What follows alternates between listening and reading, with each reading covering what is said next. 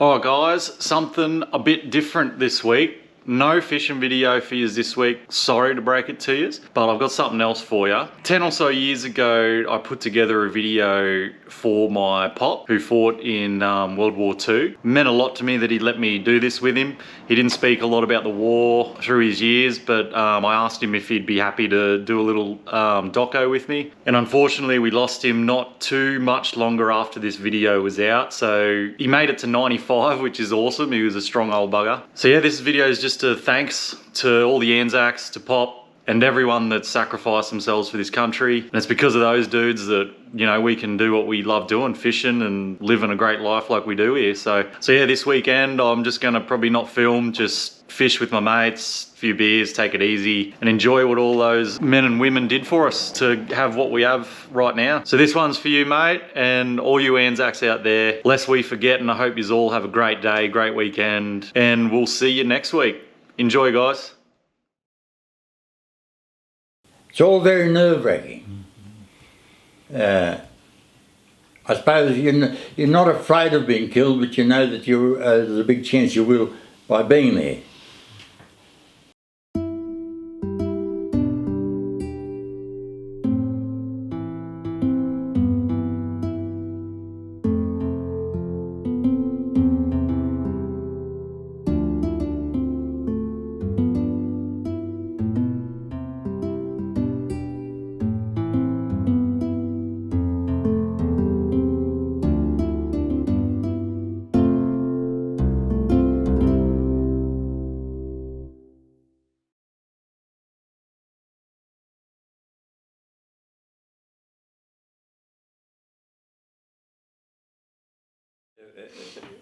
The first remembering of things I have is living at Numbar on a Numbar farm, grandfather's farm. Now Numbar is about 20 mile west of Numinbah, and it's right at the foot of the McPherson Ranges, which is we had no boundary fence, and it's just a sheer cliff that sprung up way high in this high mountain, and Queensland's on the other side. Where we lived at Numinbah, it was about 3 to 3.5 miles at the school, and we always walked to and from. Rode most of the way, a gravel road, but other times we just went through people's paddocks. Do you remember much about your mother and father? What sort of people were they? Well, my father was a horrible person. If you had done something wrong, hell was let loose. Very hard man. And but I've never known him to flog anyone or hit anyone. Only with the voice. Mum was completely the opposite. Yeah? She was wonderful to us kids. She'd wait on us hand and foot, and which suited us down to the ground. Here is the Prime Minister of Australia, the Right Honourable R.G. Menzies.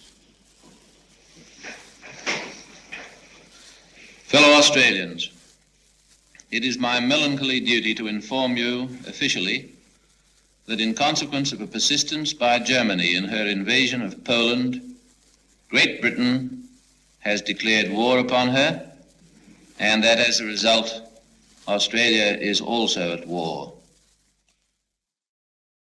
How old were you when you went to the war? 18. 18. I hated the dairy farming so much, but I can use that as an excuse, but it's really not. Well, everybody I knew my age around Kyogle, that's where we lived at the time, was either in a uniform going to the war or just come back on leave, or they've got brothers going, all that sort of thing. I suppose that leads me to think now I may as well be in it. We went, of course we had to find our way down to Sydney, into the showground, and we were there about 2 weeks being issued with all our uniforms and all the paraphernalia that you've got to have, and kit bags and haversacks and ammunition pouches and all this sort of thing. And then they loaded us onto a train and took us out to Dubbo. And they camped us in the pig pens, And then first thing next morning they give us a bit of a breakfast and took us down to the railway station and put us on a train and brought us back to Cowra. The army does this sort of thing. No one could work out why. They took us to Dubbo and then brought us back to Cowra. But that's what they do, and they do that all the way along. Yeah. And Just to give them a good however we won the war with the generals and the officers that we had, it does make you wonder. But they do the most stupid things. Tell you to attack a position and it's, you've got about 100 yards of clear country to cover before you get to where you can shoot the Japs. But you've got to do that. You're just lucky if you get through without a scratch. And I was very fortunate that way. And then we went up to, from Cowra, we went up to Canungra on the Gold Coast, and we spent 9 weeks there. Jungle training, that was. The timber was the thickest, that's where they'd take us. And then they took us 4 days and 4 nights on a train, a big long troop train, and we finished up at Cairns. And they put us on the trucks and took us up onto the Atherton tablelands to Atherton. And we stayed there one night, loaded us back onto a great convoy of trucks and brought us down to Townsville. And we camped in the paddock there for 2 days, and then they took us down and put us on a boat and headed for New Guinea. But that was a beautiful trip, excepting for something that absolutely terrified every one of us. The boat, we went out through from Townsville because that's the safest way for a big boat to get in and out of the wharf. So they told us. And the sailors used to tell us these things. We was heading, you could feel the boat turn and head north. And looking back, the wake behind a boat, it leaves a curdled up bit of water, and it wriggled all over the blooming place. And we couldn't work that out. And so one of us bailed up a sailor and asked, now, why don't you go a straight line? We'd get there a lot quicker.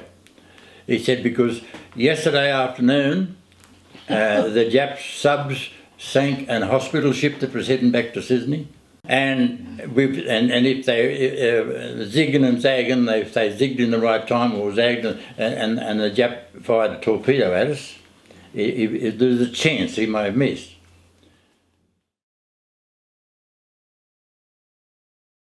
How close did you come throughout the war to getting shot or, that sort of thing? How close were you? Do you remember?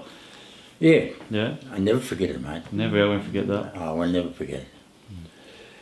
The first battle I had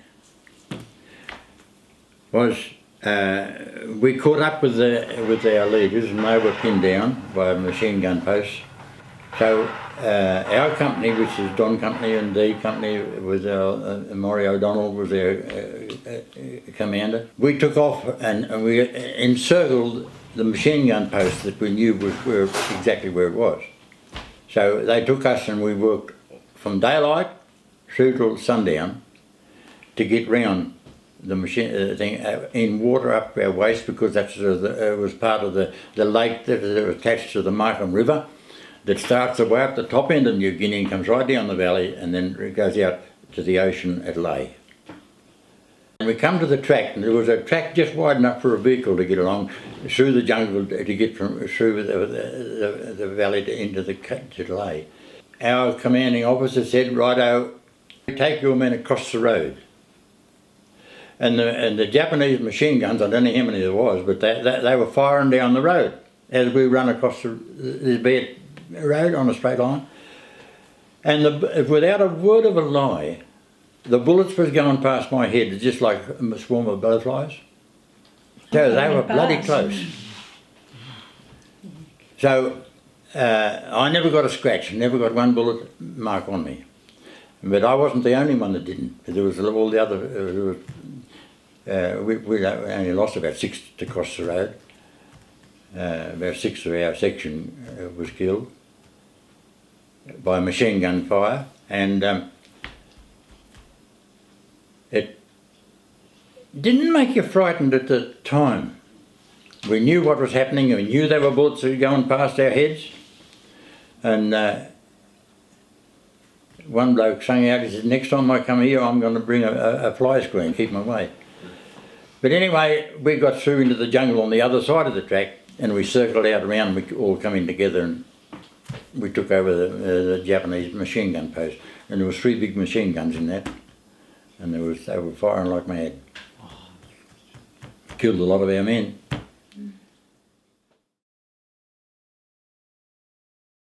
The worst thing that happened in the whole wide war, I reckon, was the morning before we went by truck out to the airport.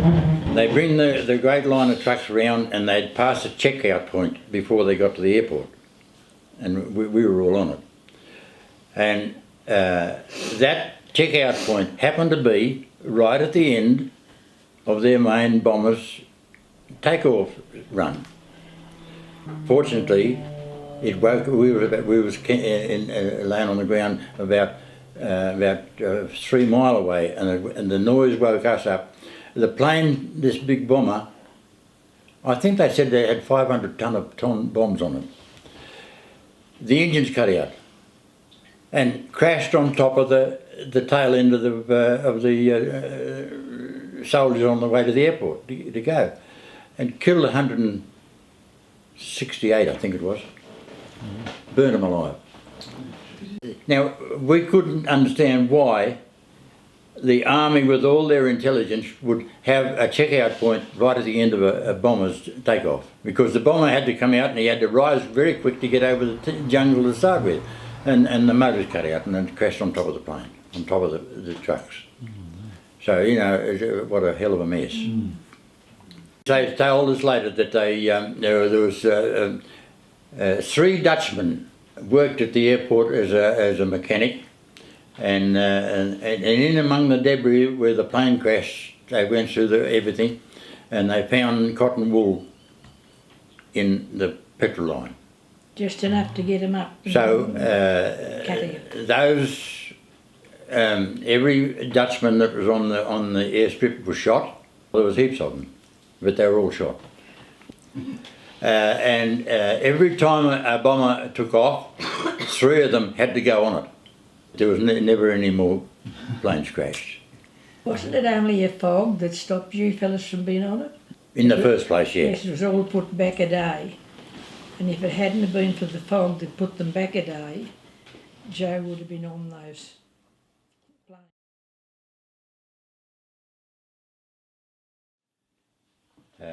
Right up the top end of the Ramu Valley, there was a sheer cliff that runs up out and then to the jungle on top. And the Japanese had a machine gun and a cannon on top of that, and they were giving us a bit of lively time. We couldn't get to them. It was all bare country, straight up a steep hill. What they saved our lives was a 25-pounder cannon. That means the shell weighs 25 pounds, and it's a bore about that much. They loaded one of those onto what we call the old biscuit bomber transport plane, and they fastened it to the bottom of the plane, to the fuselage. And they were going to go up the valley, and they were going to head towards where the cannon was and shoot it and blow the hill off. The first trial they had, when they pulled the trigger, it blew the bottom out of the plane. The recoil was too much and it tore the plane to pieces. So anyway, they strengthened it up, and then we got word that the flying bombs coming up on a certain day, and we were watching for it. Sure enough, he swung out right out around, he come in and sing, and then boom, a great cloud of smoke came out of the plane, and then it blew the side of the mountain. Saved our lives.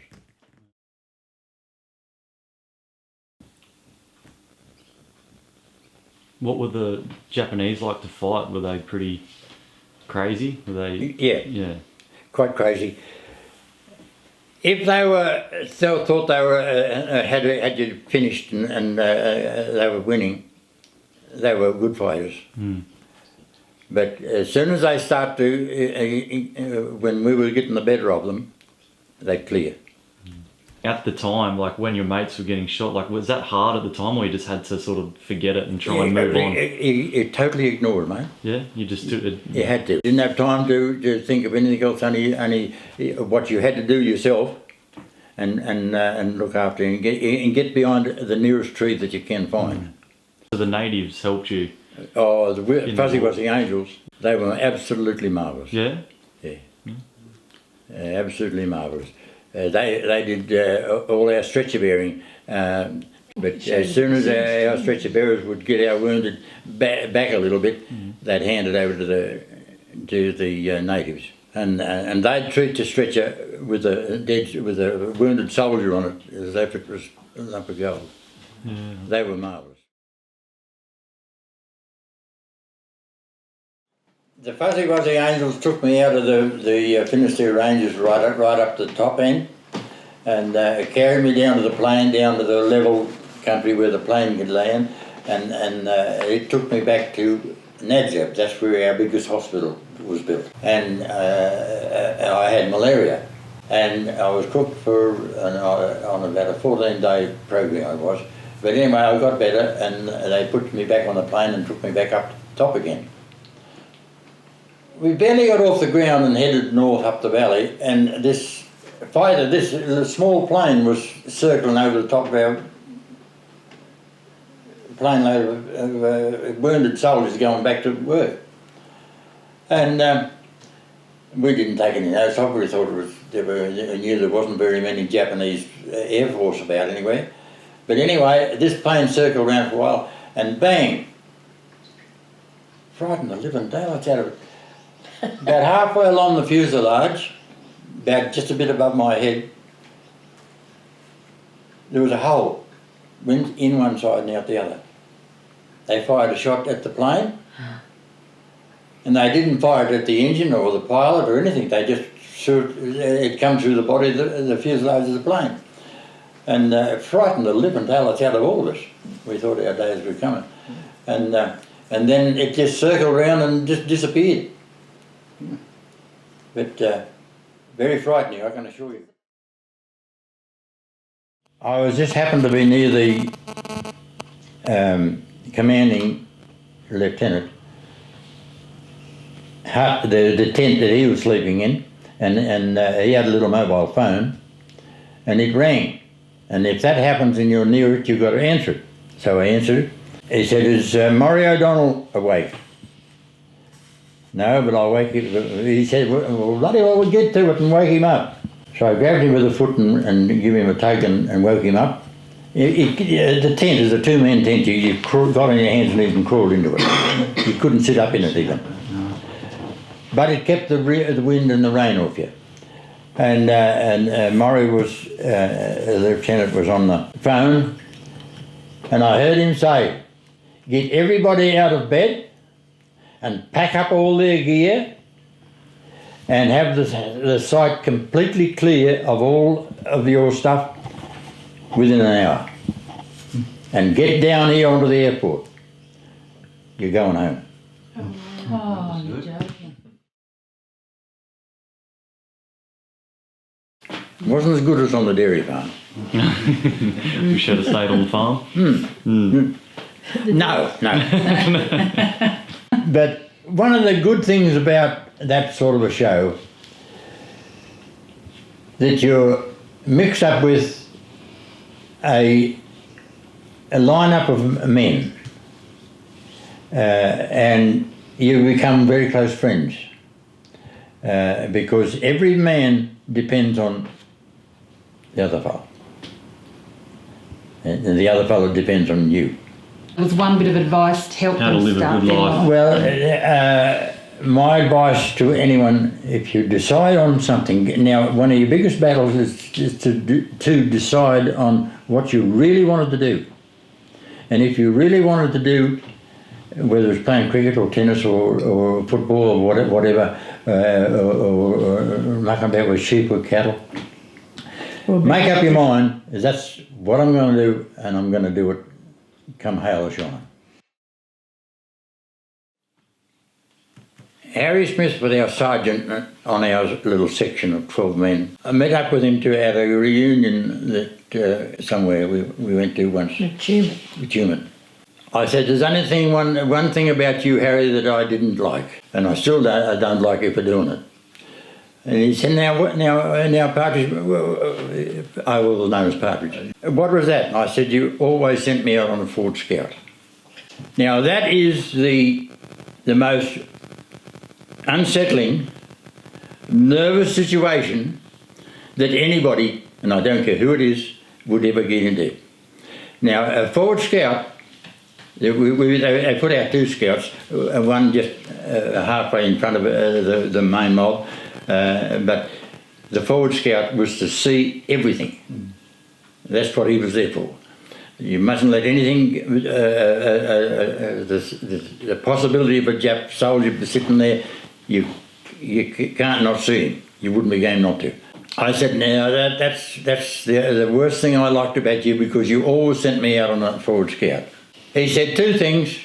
He said, firstly, I wasn't going to go myself. That was fair enough. And you seem to see everything when you go up there, and so therefore you always got the job. After we took over the position on the outskirts of the township of Ley, Ley was a fairly big town, the forward scout had to go along, and right along the edge of the airstrip, there were these great shelters. They had tunnels they dug under the ground. Of course, we had as the forward scout, had to check them out. So what hand grenades I had, I threw down the hole first, and then followed it in, but thank goodness there was no Japs in there. They'd all left. It's all very nerve-wracking. I suppose you're not afraid of being killed, but you know that there's a big chance you will by being there.